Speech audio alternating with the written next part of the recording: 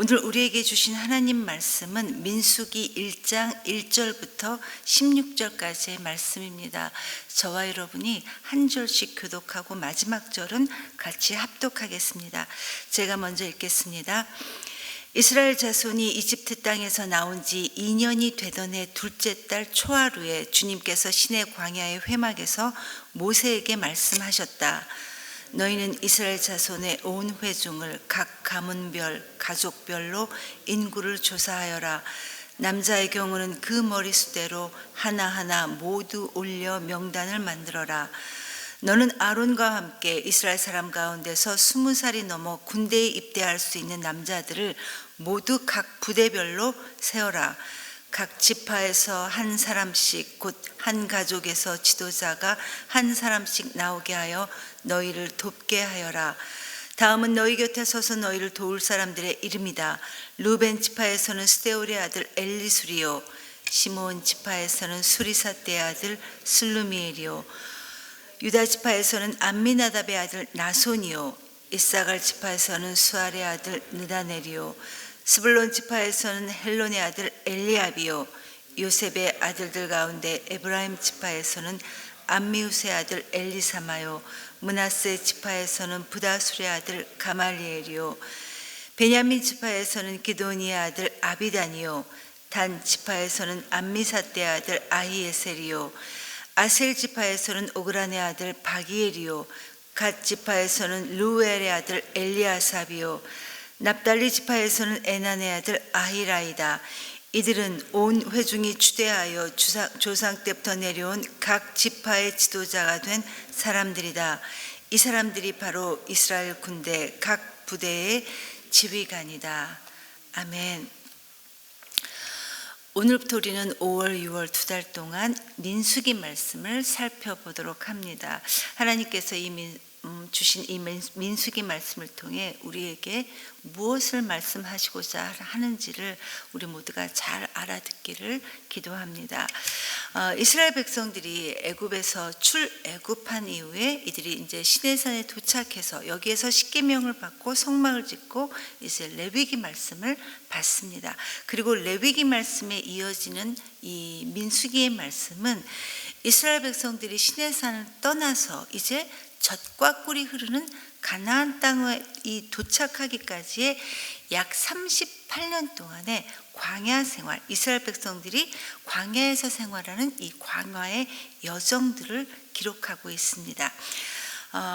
그래서 애굽에서의 이 노예 생활에서 벗어나 출애굽했던 것이 현재 우리에게 있어서는 죄로부터의 탈출을 의미한다면, 젖과 꿀이 흐르는 이 가나안 땅을 향해 나가는 이 민수기 말씀은 이 세상에 살고 있는 우리 그리스도인들, 즉 천성을 향해 나가는 우리 그리스도인들의 나그네와 같은 삶을 의미하기 때문에 이 세상에서 우리가 어떻게 살아야 하는지를 이 민수기 말씀을 통해 우리는 잘 읽을 수 있어야 할 것입니다. 우리 인간의 죄성이 어떻게 계속해서 발전해 나가고 이 죄의 결과들이 어떠한 것인지를 잘 보여주는 말씀이 바로 이 민수기 말씀이기 때문입니다. 민수기는 크게 세 부분으로 나눠 살펴볼 수 있는데, 제일 먼저 1장부터 10장까지는 이 이스라엘 백성들이 이제 가나안 땅을 향해서 떠날 준비를 하는 과정이 첫 번째 부분이고, 그리고 두 번째로 21장까지는 이스라엘 백성들이 이제 실제로 가나안 땅에 도착하기 전에 광야 생활에서 벌어지고 있는, 광야에서의 이 이스라엘 백성들이 방황했던 생활들이 바로 이 두 번째 부분에서 나옵니다. 그리고 마지막으로 22장에서 마지막 장인 36장까지에서는 가나안 땅을 바로 앞에 둔 이 모압 평지에서 일어난 이 사건들로 이게 이렇게 크게 세 단락으로 나눠 살펴볼 수 있습니다. 제일 먼저 이 민수기의 히브리어 제목이 광야에서라는 뜻의 베미드바르라는 뜻이, 이것이 바로 히브리어 제목입니다. 이 뜻이 광야에서라는 뜻입니다. 그런데 이 광야에서라는 뜻의 이 히브리어 민수기 제목이 영어에서는 numbers, 즉 숫자들이라는 이 넘버스가 되었던 이유는 민수기 말씀 가운데 가장 중심이 될 만한 두 번의 인구 조사가 기록되어 있기 때문입니다. 여러분, 이 이스라엘 백성들은 하나님의 특별한 목적을 위해 선택받은 선민이었습니다. 선택받은 민족이었습니다. 그렇기 때문에 하나님의 특별한 선택을 받은 이 이스라엘 백성들은 다른 백성들, 다른 민족들과는 하나님의 백성으로서 구별되어야만 했습니다. 그래서 하나님께서는 이 이스라엘 백성들을 광야라는 이 훈련장으로 인도하시고 거기에서 이들을 하나님의 자녀로 다듬어 가시고 거룩한 공동체로 만들어 가셨는데, 민수기는 이러한 모든 과정들을 정말 적나라하게 우리들에게 보여주고 있습니다. 이 민수기 말씀이 지금으로부터 약 3,400년 전에 아주 먼 옛날의 이야기일 뿐만 아니라 우리와는 다른 그 오래전 이스라엘 백성들의 광야 생활 이야기입니다. 그러나 그럼에도 불구하고 우리 하나님께서는 오고 오는 모든 세대의 성도들의 유익을 위해서 지금도 이 민수기 말씀을 통해 오늘도 우리에게 말씀하시고 있다는 것입니다. 왜냐하면 하나님의 자녀로 우리가 이 땅을 살아가고 있는 우리 역시 이 세상에서의 삶이 광야, 사실상 광야에서의 여정들이기 때문입니다. 이미 하나님의 은혜로 성취된 우리의 구원과 그리고 주님이 재림하시는 그 마지막 날에 완성될 이 구원 사이에서 우리 성도들이 살아가야 하는 것이 바로 이 세상이라는 광야이기 때문입니다. 이스라엘 백성들과 마찬가지입니다. 그래서 이 민수기 말씀은 이 시대를 살아가는 우리 그리스도인들에게 우리의 잘못된 삶에 대한 경고의 역할을 하는 아주 큰 유익을 주고 있는데, 여러분, 고린도전서 10장 1절부터 13절까지 말씀을 살펴보면 이 고린도전서 10장 1절에서 13절까지에서 이 민수기 전체 내용의 신약적 결론과 같은 말씀을 이 고린도전서 10장에 나와 있습니다. 그런데 그 가운데 특히 10장 11절을 보면 이렇게 말씀이 기록되어 있습니다. 그들에게 일어난 이런 일은 본보기가 되고 또한 말세를 만난 우리를 깨우치기 위해 기록되었느니라 라는 이 말씀이 나옵니다. 즉 말세를 살아가고 있는 우리 모두에게 이 민수기 말씀을 통해 하나님을 등지고 우리 마음대로 살지 않을 수 있게 하는 경계를 갖게 하고 또 경고의 말씀을 들을 수 있게 해주는 이 큰 유익을 우리에게 주신다는 것입니다. 이 민수기 말씀을 통해서.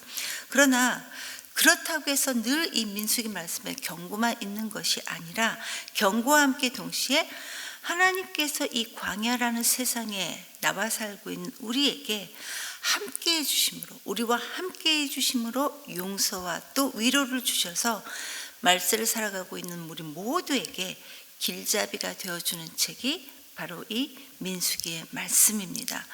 저와 여러분이 이 민수기 말씀을 통해 우리의 삶이 날마다 하나님께서 기뻐하시는 삶으로 다시금 교정될 수 있기를 간절히 기도합니다. 여러분, 이 민수기에는 두 번에 걸친 인구조사가 나오는데 오늘 본문에 나오는 이 첫 번째 인구조사는 이스라엘 백성들이 이제 광야 행진을 하기 위한 목적으로 한 조사가 첫 번째 조사이고, 26장에 나오는 이 두 번째 조사는 이제 가나안 땅 분배, 가나안 땅에 들어가서 땅 분배를 하기 위한 목적으로 한 것이 두 번째 조사입니다. 그리고 민수기에는 두 번의 이 인구조사에 대한 내용과 함께 이스라엘 백성들의 두 세대가 공존하는 것이 기록되었는데, 25장까지 나오는 1세대는 그들의 반역과 끊임없는 불신앙 때문에 결국 광야에서 다 죽게 되었던 출애굽 1세대이며, 그리고 그 다음 세대인 두 번째 세대는 26장부터 시작되는 가나안 땅에 들어가서 실제적으로 살게 되는 출애굽 2세대에 관한 내용입니다. 이러한 배경들을 염두에 두면서 우리가 민수기 말씀을 한번 살펴보도록 하겠습니다. 오늘 본문 1장에서는 말씀드렸다시피 첫 번째 인구조사가 기록되어 있는데, 오늘 내용인 이 16절까지가 하나님께서 인구조사를 하라라는 이 명령에 대한 말씀입니다. 이제 이 이스라엘 백성들이 애굽을 출발해서 시내산에 이르렀고, 이 시내산에서 성막, 즉 회막을 지으라는 명령을 받아 회막을 만들었습니다. 그리고 시내산 아래 이 광야에 있는 회막에서 하나님으로부터 인구를 조사하라라는 이 명령을 받습니다. 그때가 애굽에서 나온 후 제2년 2월 초하루가 되는 때였다라고 1절에서 말씀하시고 있습니다. 그런데 3절을 보니까 이 인구조사 명령은 모든 백성들에게 해당되는 것이 아니라 20세 이상의 남자, 즉 군대에 입대해서 실제적으로 군사가 될 수 있는 남자의 수만 계수하라라고 말씀하시고 있습니다. 그러니까 이 인구조사에서는 레위인과 약자들, 즉 여자와 어린아이 등이 제외된 실제적으로 전쟁에 나가서 싸울 수 있는 이 군사들만 계수하게 한 것입니다. 왜냐하면 이 인구조사의 목적이 군대를 조직하기 위함인데, 군대를 조직한다라는 것은 이제 그들에게 닥칠 전쟁에 대해 실제적으로 준비하라라는 이런 명령이었습니다. 그런데 2절을 보니까 이 인구조사를 함에 있어서 가문별로 또 가족별로 하라는 이런 구체적인 지시가 나왔습니다. 그 조사를 가족과 가문별로 한다는 것은 첫째는 각자가 태어난 가정의 근원을 생각하고, 또 이스라엘 백성들로서 전체적인 선민의식을 갖게 해서 그들로 하여금 공동체 의식을 갖게 하기 위함이라는 것입니다. 여러분, 우리가 이렇게 세상에 나와 살면, 그리스도인이라면 반드시 이 영적 싸움이라는 것을 우리 모두가 예외 없이 해야 하는 것인데, 이 영적 싸움에서 이기기 위해서는 그 싸움을 하는 우리가 하나님 자녀로서의 신앙적 정체성, 즉 신앙적인 공동체 의식을 가져야 한다는 것입니다. 이걸 우리가 인식해야 한다는 것입니다.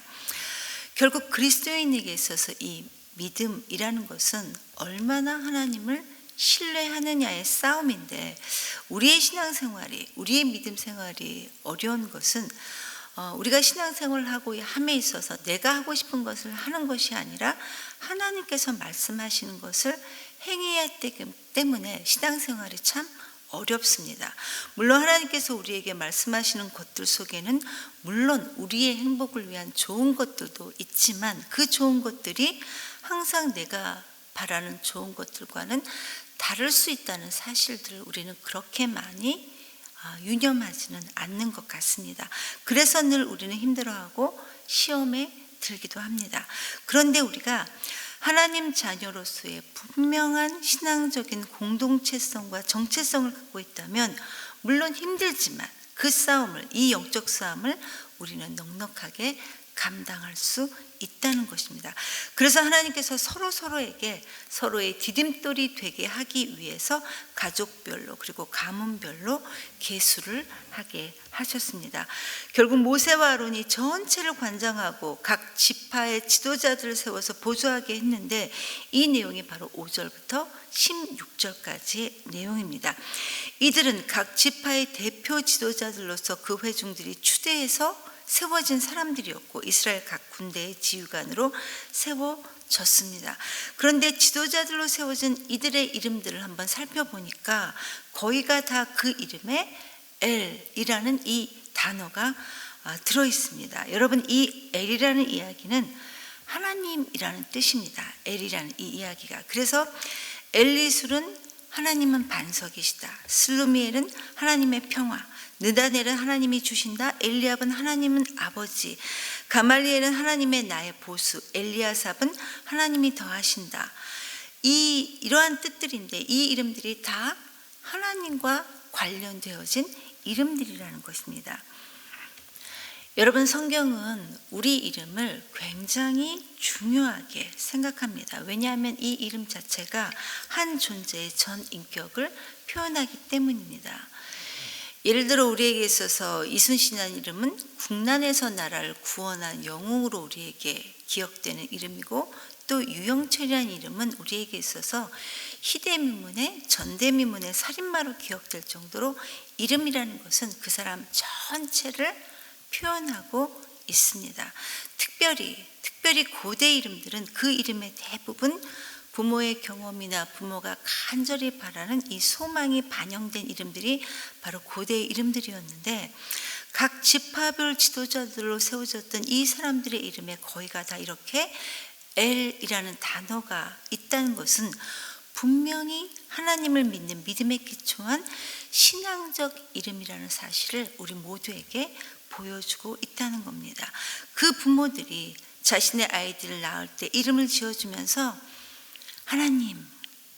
하나님께 주신 이 아이를 우리 부부가 하나님의 사람들로, 아름다운 하나님의 자녀로 키우겠습니다 라는 이 부모의 신앙 고백이 담겨져 있다라는 것입니다.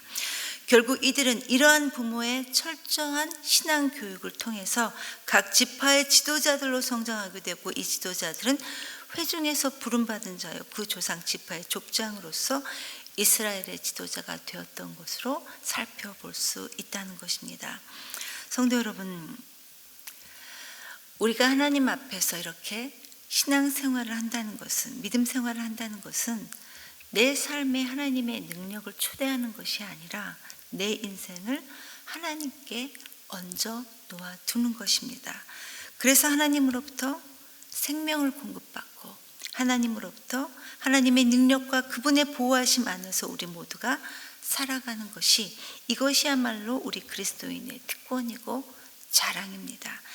저와 여러분이 오늘부터 살펴보는 이 민수기 말씀을 통해 광야와 같은 이 세상에서 어떤 그리스도인으로, 그리고 어떻게 하나님의 말씀대로 살아가야 하는지를 잘 배울 수 있는 우리 모두가 되기를 간절히 기도합니다.